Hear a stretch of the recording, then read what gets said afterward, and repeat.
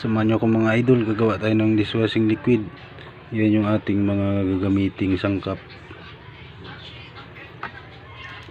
bubbles, sliss, idta, degreaser, foam booster, pangkulay, flavor, strawberry. Ito yung salt, asin. Hindi kasama yung gunting sa kayong kutsilyo bago electric pan. Mahirapan tayo maghalo niyan, di yan matunaw. Gago!